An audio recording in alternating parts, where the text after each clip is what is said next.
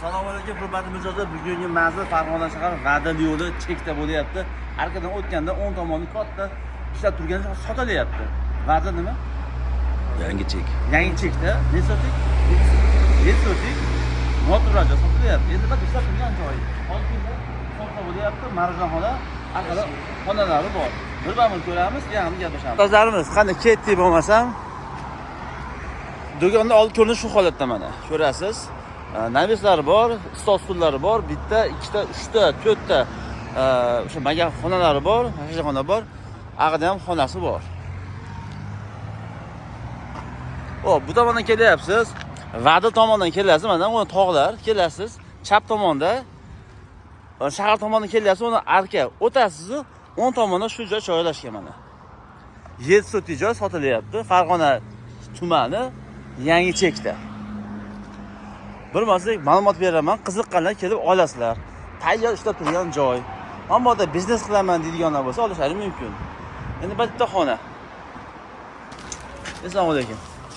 Xona ekan, va stol bor, tandirxona bor, shashlikxona bor. O'tish zonasi.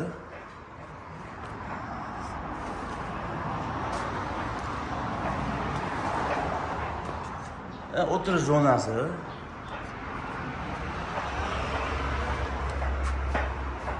Oshxona ekan. Va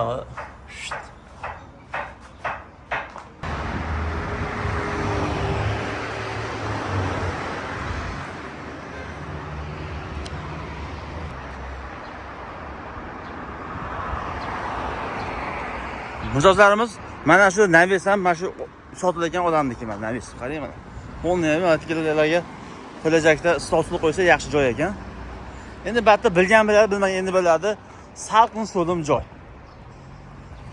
Endi bu archalar, yoki stol qo'yasiz, kelajakda archalarimiz bor. Bitta, ikkita, uchta, to'rtta yana xonasi bor. Fontanga joyimiz bor, navislar bor. Endi bular eshik bek. Kelasiz, ko'rasiz mana oddiy xona. Yotoqxona.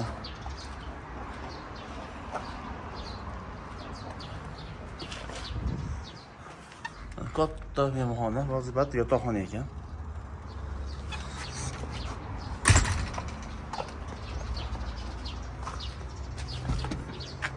Bek. Bak arqa tomon. Ketganroq. Endi mana endi marojxona qilasizda, masalaga tug'ilgan kun, marosim bo'lsa shatga.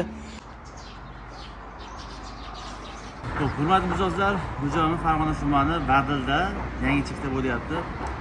Arkadan o'tasiz, 10 tomonda 7 sotik joy sotilyapti.